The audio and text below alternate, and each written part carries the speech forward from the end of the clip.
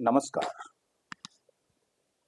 आज 15 मिनट के पॉडकास्ट में हम आपसे बात करेंगे एक ऐसे विषय पर जो विषय मुझे मजबूर किया आप तक आने के लिए। विषय है 1 करोड़ की कानूनी मदद या राजनीति की नई पटकथा। इतिहास, आंदोलन, लोकतंत्र का बड़ा सवाल। नमस्कार, मैं हूं आरके। आप सुन रहे हैं आरके की कलम से। दोस्तों, आज का विषय केवल 1 करोड़ की मदद का नहीं है। आज विषय है आंदोलन, राजनीति और लोकतंत्र के बीच की महीन रेखा का। वरिष्ठ अधिवक्ता सांसद कपिल सिब्बल ने छात्रों को कानूनी सहायता देने के लिए सीजेपी फंड में 1 करोड़ देने की घोषणा की। ये पब्लिक में है।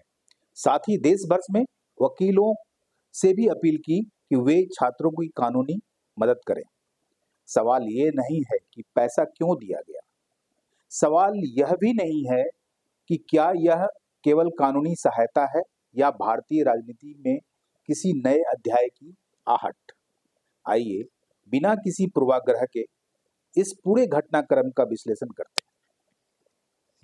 2011 आपको याद होगा। क्या इतिहास खुद दोहरा रहा है? साल 2011 देश भ्रष्टाचार के खिलाफ सड़कों पर था। अन्ना हजारे का आंदोलन पूरे देश में फैल चुका था। उस समय में केंद्र में कांग्रेस की सरकार थी। सरकार की ओर से बातचीत करने वाले में से एक प्रमुख चेहरा था कपिल सिब्बल का। उसी दौरान उन्होंने कहा था कि यदि व्यवस्था बदलनी है तो केवल आंदोलन से नहीं बल्कि चुनाव लड़कर सत्ता में आई। कुछ समय बाद आंदोलन से जुड़े कुछ प्रमुख चेहरे राजनीति में आए और एक नई पार्टी बनी और यह इतिहास है। इस पर किसी को विवाद नहीं है कि आज फिर वकील, फिर आंदोलन, फिर राजनीतिक चर्चा, आज भी कुछ समानताएं दिखाई देती हैं। एक बड़ा आंदोलन है, उसके समर्थन में एक वरिष्ठ वकील, कानूनी सहायता और विपक्षी दलों का समर्थन। यही से राजनीति बहस शुरू होती है। लेकिन क्या केवल इन समानताओं से यह निष्कर्ष निकलता है कि नया राजनीतिक दल बनने वाला है? तो मेरा मानना है कि नहीं, ऐसा हो सकता है, नहीं भी हो सकता है। ऐसा कहना अभी जल्दबाजी होगी। लेकिन जनता सवाल क्यों पूछ रही है? क्योंकि भारत का मतदाता इतिहास नहीं भूलता। उसे याद है जेपी आंदोलन, अन्ना आंदोलन, किसान आंदोलन। हर बड़े आंदोलन के बाद राजनीति बदली है। इसीलिए जब किसी आंदोलन को बड़े चेहरे समर्थन देते हैं तो जनता पूछती है, आखिर मंजिल क्या है? सवाल यही उठता है, वकील आंदोलन में क्यों आते हैं? कानूनी सहायता देना वकीलों का अधिकार भी है और पैसे का हिस्सा भी। अगर किसी छात्र को गिरफ्तारी होती है आंदोलन के दौरान तो एफआईआर भी होती है और कानूनी लड़ाई लड़नी पड़ती है तो वकील उसका केस लड़ सकते हैं।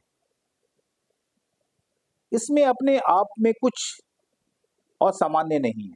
ये सामान्य सी बात है कि ऐसा होता है। लेकिन जब वही वकील राष्ट्रीय राजनीति के बड़े चेहरे हों तब चर्चा केवल कानून की नहीं रहती, राजनीति भी जुड़ जाती है। देखिए, मुझे चर्चा करने का कोई मकसद नहीं था, लेकिन जब मैंने पब्लिकली इनको देखा तो मुझे चर्चा करने आपके पास आना पड़ा। क्या हर आंदोलन राजनीति बन सकता है? बिल्कुल नहीं। बहुत से आंदोलन बिना पार्टी बने खत्म हो जाते हैं। कुछ नीतियां बदलवाते हैं, कुछ कानून बदलवाते हैं, कुछ राजनीति बदल देते हैं। इसीलिए हर आंदोलन को राजनीति पार्टी मान लेना भी गलत है।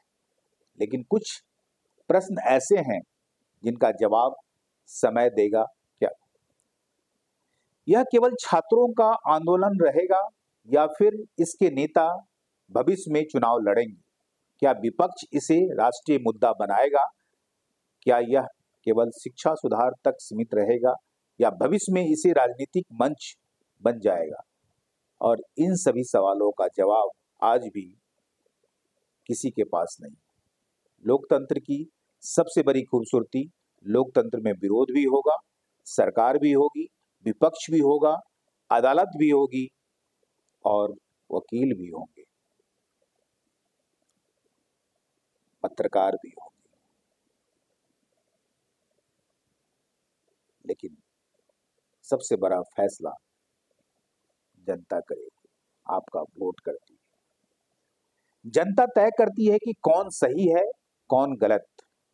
मीडिया की जिम्मेदारी का जो काम है, मीडिया की जिम्मेदारी, मीडिया का काम किसी को देशभक्त या देशद्रोह घोषित करना नहीं है। मीडिया का काम तथ्य रखना है। क्या मीडिया सही में अपना तथ्य रख पाती है? ये तो अलग सब्जेक्ट है। प्रश्न पूछना और जनता को सोचने पर मजबूर करना, आज सोशल मीडिया के दौर में अक्सर राय पहले बन जाती है और तथ्य बाद में आते हैं। यहीं हमें सावधान रहना होगा। क्या सरकार को भी आत्ममंथन करना चाहिए? अगर हजारों छात्र सड़क पर हैं तो सरकार को भी संवाद करना चाहिए, क्योंकि लोकतंत्र में संवाद ही एक समस्या का समाधान होता है। लोकतंत्र में संवाद हमेशा टकराव से बेहतर होता है। दूसरी ओर आंदोलन करने वाले को भी जिम्मेदारी है कि विरोध शांतिपूर्ण और संवैधानिक रहे। अंतिम सवाल जनता से, दोस्तों, क्या आपको लगता है कि यह केवल कानूनी सहायता है? यह इतिहास की तरह कोई नई राजनीतिक दिशा तैयार हो रही है? इसका उत्तर आज नहीं, शायद आने वाले महीनों में मिलेगा। लेकिन एक बात याद रखिए, लोकतंत्र में सवाल पूछना जरूरी है, लेकिन जवाब तथ्यों से देना उससे भी ज्यादा जरूरी है। मैं हूं आरके, आप सुन रहे थे आरके कलम से। अगर आपको यह विश्लेषण संतुलित लगा हो तो इसे अपने मित्रों तक जरूर पहुंचाइए। कमेंट करें, ये आपकी इच्छा पर है। अपनी राय रखिए।